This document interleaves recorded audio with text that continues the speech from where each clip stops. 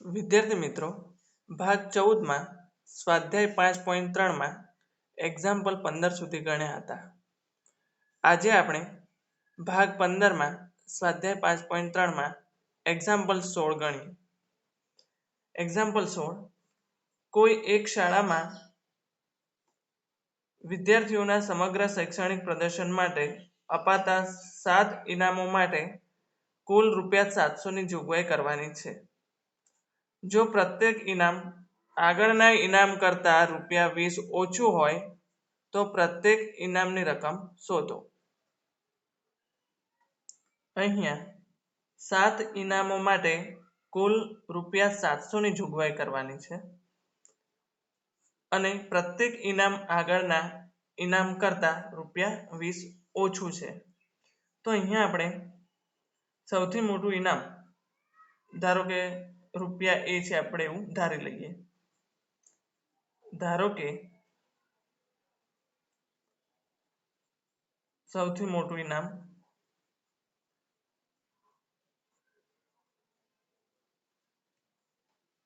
એટલે કે પહેલું ઇનામ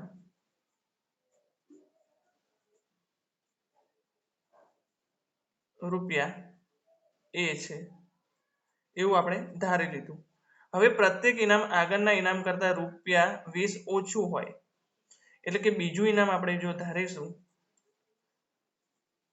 બીજું ઇનામ અહીંયા એ પહેલું ઇનામ છે એટલે કે બીજું ઇનામ ₹A અને 20 ઓછું એટલે -20 એટલે એ ₹A -20 થશે. તેવી જ રીતે ત્રીજું ઇનામ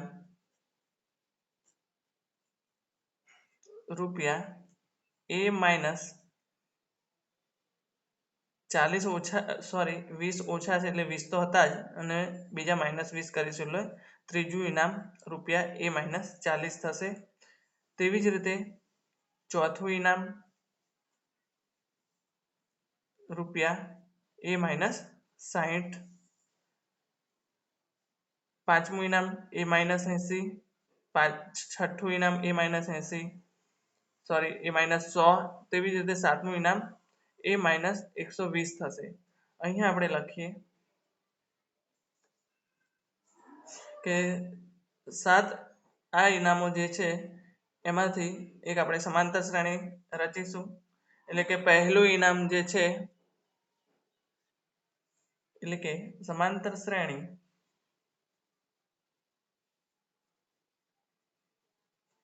પહેલું ઇનામ A, બીજું ઇનામ A -20, ત્રીજું A -40, ચોથું ઇનામ A -60, પાંચમું ઇનામ A -80 થશે, છઠ્ઠું ઇનામ A -100 અને સાતમું ઇનામ A -120 મળશે, જે આપણને શ્રેણી મળે છે.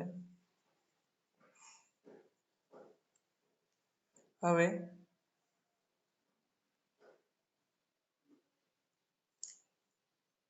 અહીંયા પ્રથમ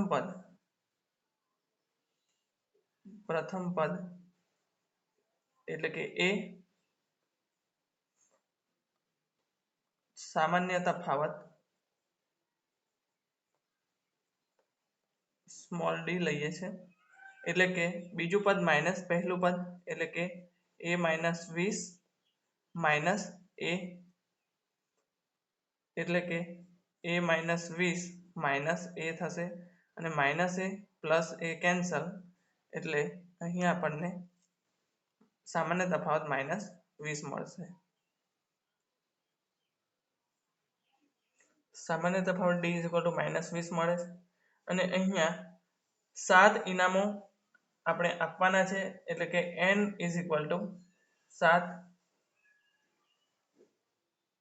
અને 7 પદોનો સરવાળો એટલે કે કુલ ₹700 ની જોગવાઈ છે એટલે કે S7 700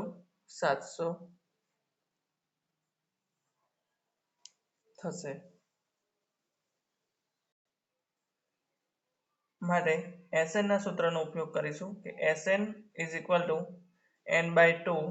કૌંસમાં 2a plus n minus 1 into D 7 ઇનામો હોવાથી S7 is equal two 7/2 2a plus n is equal two 7 minus 1 જ્યારે સામાન્ય તફાવત d ઇઝ ઇક્વલ ટુ -20 છે એટલે આપણે -20 મૂકીશું.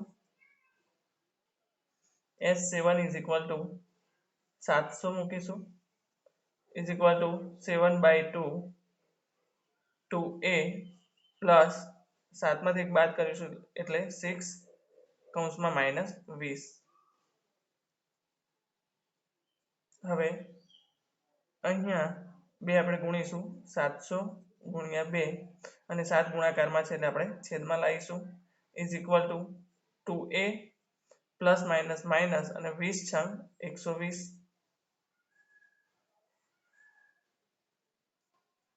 માટે 100 સિત્તા 700 થશે અને 100 દુ 200 is equal to 2a minus 120. હવે 120 ને આપણે ડાબી બાજુ લાવીશું એટલે કે 200 plus 120 is equal to 2a અને બંનેનો સરવાળો આપણને 320 મળશે ઇઝ ઇક્વલ ટુ 2a. એને કરતા બનાવીશું એટલે કે a ઇઝ ઇક્વલ ટુ 320 ભાગ્યા 2.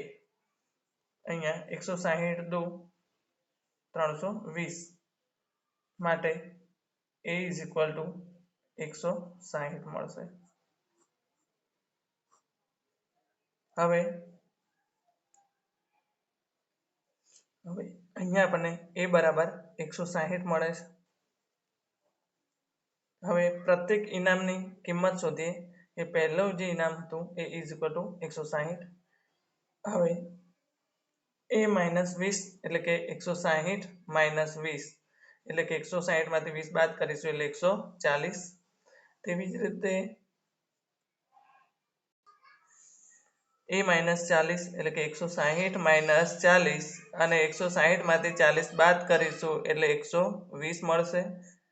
તેવી જ રીતે a બરાબર 160 માઇનસ 60 અને 160 માંથી 60 બાદ કરીશું એટલે 100. 160 માઇનસ 80 એટલે કે 80. 160 માઇનસ 100 ઇઝ ઇક્વલ ટુ 60 અને 120 માઇનસ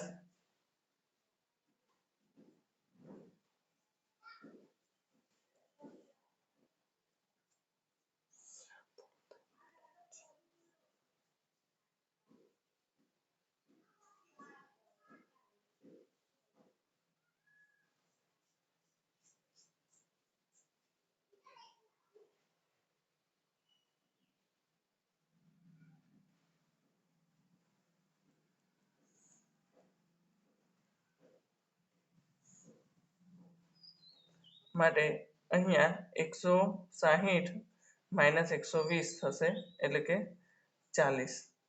આમ પ્રત્યેક ઇનામની રકમ આપણે જોઈએ તો કે 160 140 120 100 80 60 અને 40 મળશે.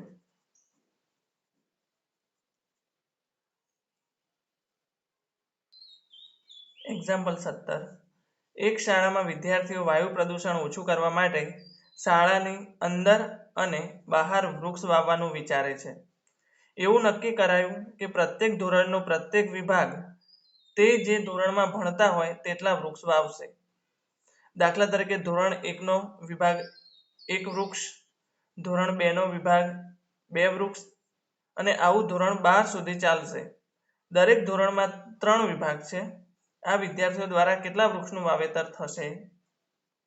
તો અહીંયા આપણે પહેલા જોઈએ કે ધોરણ 1નો વિભાગ 1 વૃક્ષ, પરંતુ અહીંયા દરેક ધોરણમાં 3 વિભાગ છે એટલે કે ધોરણ 1ના 3 વિભાગ થશે.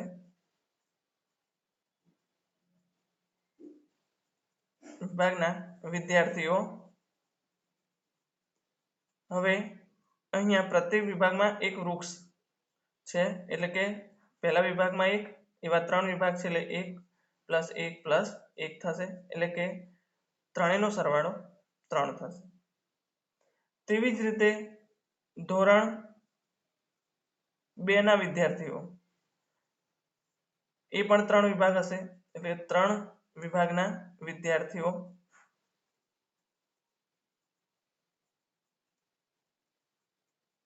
હવે અહીંયા ધોરણ 2 નો વિભાગ જે 2 વૃક્ષો આવે છે, એટલે કે એવા 3 વિભાગ છે, એટલે કે પહેલા વિભાગના વિદ્યાર્થીઓ 2, બીજા વિભાગના પણ 2, તેવી જ રીતે ત્રીજા વિભાગના પણ 2 વિદ્યાર્થીઓ વૃક્ષોનું વાવેતર કરે છે, એટલે કે ત્રણેયનો સરવાળો 6 થશે.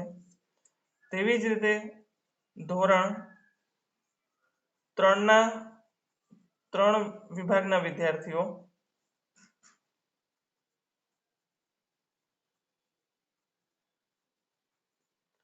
હવે અહીંયા ધોરણ 3 ના 3 વિદ્યાર્થીઓ, એટલે કે પહેલા વિભાગના 3, બીજા વિભાગના પણ 3 અને ત્રીજા વિભાગના પણ 3, એટલે કે ટોટલ આપણને 9 મળશે.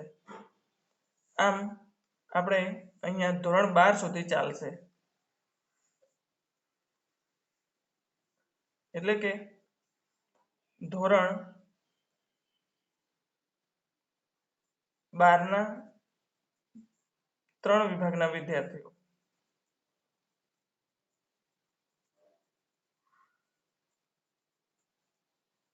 તો અહીંયા આપણે જોઈશું કે એક વિભાગ હશે અને ધોરણ 12 ના દરેક વિભાગમાં 12 વિદ્યાર્થીઓ હશે, એટલે કે પહેલા વિભાગના 12, બીજા વિભાગના 12, તેવી જ રીતે ત્રીજા વિભાગના 12 વિદ્યાર્થીઓ વૃક્ષોનું વાવેતર કરશે, એટલે કે ટોટલ આપણને સરવાળો 36 મળશે. આમ આપણને સમાંતર શ્રેણી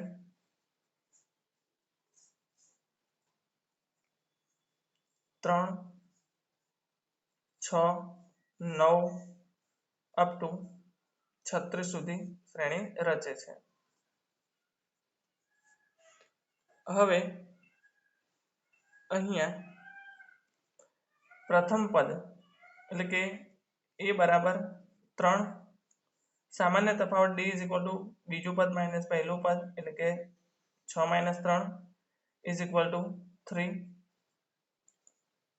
અહીંયા ધોરણ 12 સુધી છે, એટલે કે n બરાબર 12, અને અહીંયા આપણે s12 કિંમત વિદ્યાર્થી દ્વારા કેટલા વૃક્ષનું વાવેતર થશે તે સંખ્યા આપણે શોધવાની છે. માટે અહીંયા SN સૂત્રનો ઉપયોગ કરીશું.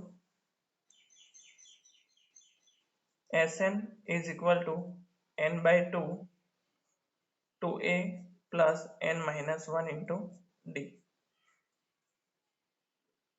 માટે n બરાબર 12 = 12/2 કૌંસમાં 2, પ્રથમ પદ a = 3 + 12 - 1, અને સામાન્ય તફાવત d = 3 છે, = 6 દુ 12, 3 દુ 6, પ્લસ 12 માંથી 1 બાદ કરીશું એટલે 11, અને કૌંસમાં સામાન્ય તફાવત d 3. હવે 6 + 11 = 33 = 6, અને બંનેનો સરવાળો 39, અને 6 × 39 કરીશું એટલે આપણને 234 મળશે. માટે S12 = 234 થશે. આમ શાળાના વિદ્યાર્થીઓ દ્વારા 234 વૃક્ષનું વાવેતર થશે.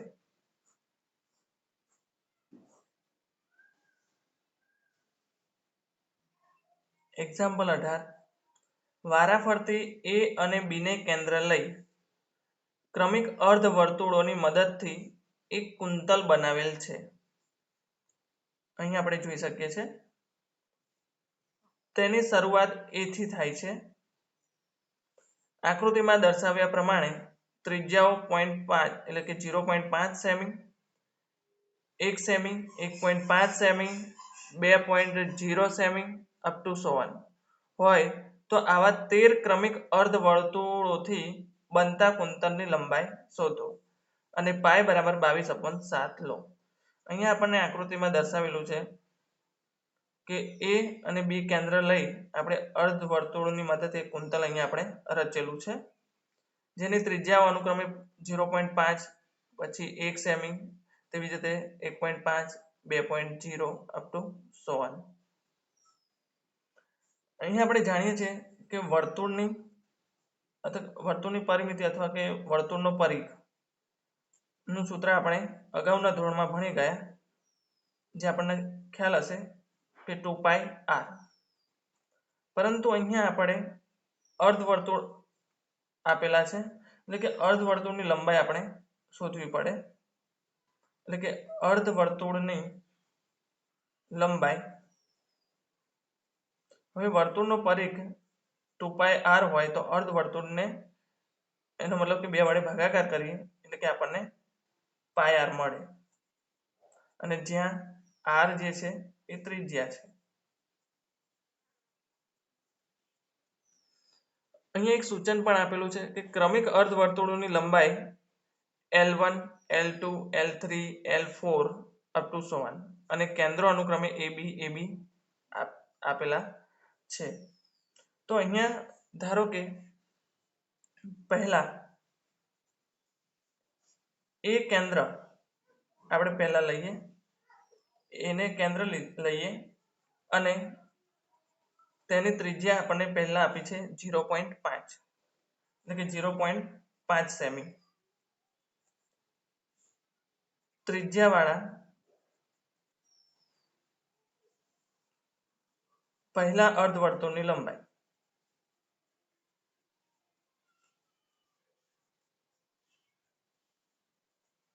તો અહીંયા આપણે પહેલા લંબાઈ L1 લઈશું.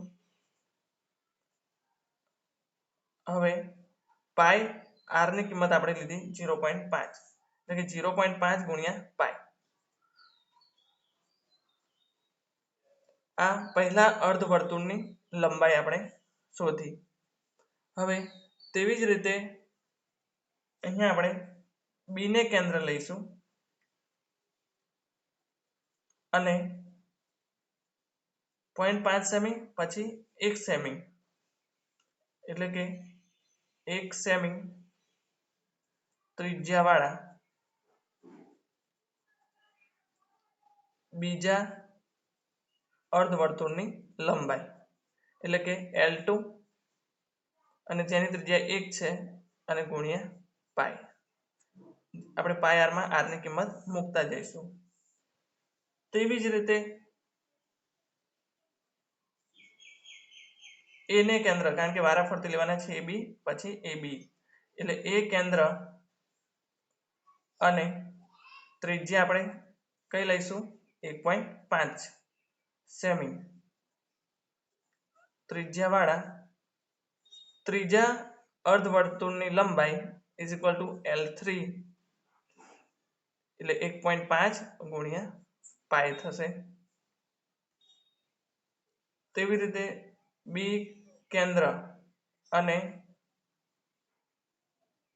પછીની ત્રિજ્યા 2 સેમી, 2.0 એટલે કે 2 સેમી ત્રિજ્યાવાળા ચોથા અર્ધવર્તુળની લંબાઈ, એટલે કે L4 ઇઝ ઇક્વલ ટુ 2 ગુણ્યા પાઈ થશે. આ રીતે આપણે આગળ વધતા 13 ક્રમિક અર્ધવર્તુળોથી બનતા કુંતલની લંબાઈ શોધવાની છે.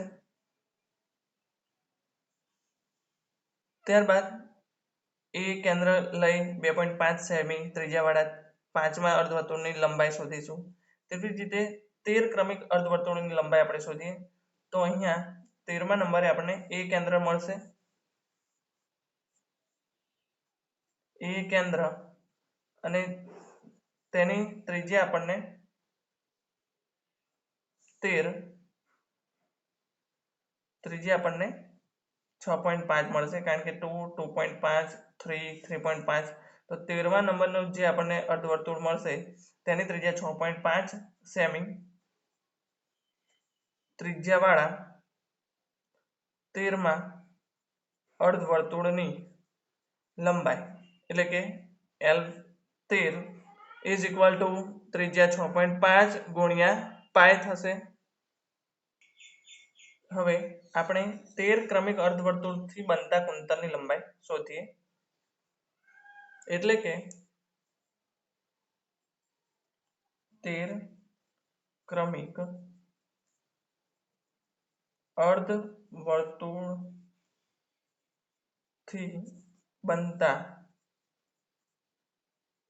કુંતલની લંબાઈ જે આપણે શોધી, તો દરેકનો આપણે સરવાળો કરીશું. એટલે કે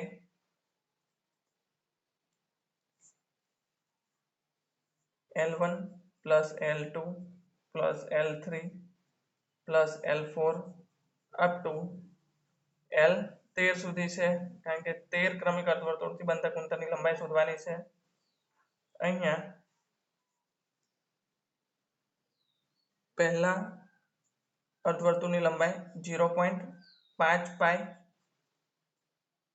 પ્લસ બીજા અર્ધવર્તુળની લંબાઈ પાઈ એટલે 1 પાઈ પ્લસ ત્રીજા અર્ધવર્તુળની લંબાઈ 1.5 પાઈ,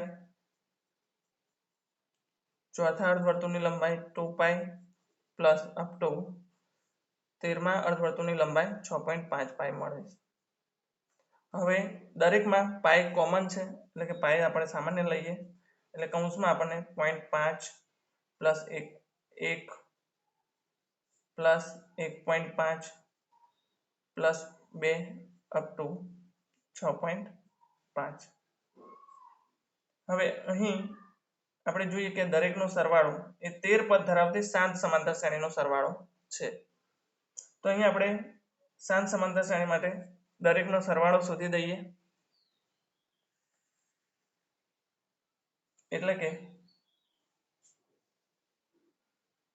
અહીંયા કૌંસની જે સમાંતર શ્રેણી છે, એટલે કે 0.5 plus 1 plus 1.5 plus 2 up to 6.5 સુધી છે, તેનો આપણે સરવાળો શોધીએ.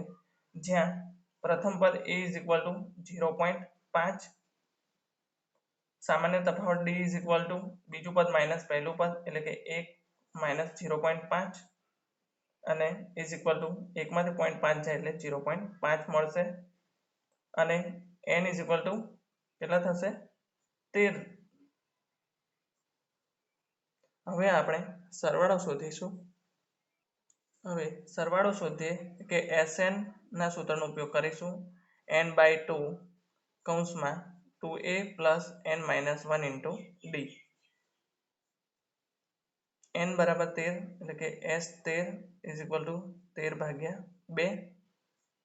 2 એટલે પ્રથમ પદ 0.5 પ્લસ 13 માઇનસ 1 અને સામાન્ય તફાવત d ઇઝ ઇક્વલ ટુ 0.5 એટલે કે 13 ભાગ્યા 2.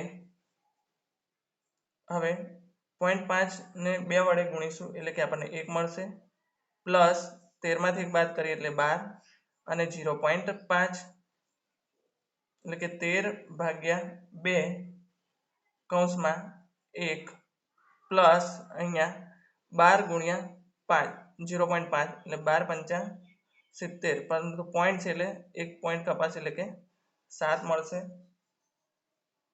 સોરી 12 પંચા 60 એટલે કે 6 મળશે.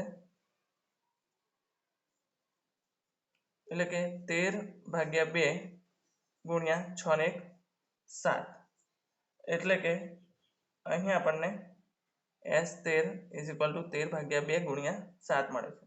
પરંતુ અહીંયા આપણે કુંતલની લંબાઈ શોધવાની છે, એટલે કે અહીંયા આપણે પાય વડે ગુણાકાર કરવાનો છે. એટલે કે કુંતલની લંબાઈ બરાબર પાય ગુણ્યા S13 થશે, કારણ કે આપણે સરવાળો શોધ્યો. એટલે કે પાય, અને જ્યાં પાયની કિંમત આપણે રકમમાં આપેલી હતી કે 22/7 લઈશું, એટલે કે 22 ભાગ્યા 7 ગુણ્યા S13 ની કિંમત 13 ભાગ્યા 2 ગુણ્યા 7 થશે. અહીંયા 7 કેન્સલ અને 11 દુ 22 અને 11 ગુણ્યા 13 કરીશું એટલે કે આપણને 11 ગુણ્યા 13 આપણને 143 મળશે સેન્ટીમીટર. આમ 13 ક્રમિક અર્ધવર્તુળોથી બનતા કુંતલની લંબાઈ આપણને 143 સેન્ટીમીટર મળશે. આ એક્ઝામ્પલ 1-2 વખત જોશો તો તમને સરળતા રહેશે. હવે પછીના એક્ઝામ્પલ બીજા ભાગમાં જોઈશું. થેન્ક યુ વિદ્યાર્થી મિત્રો.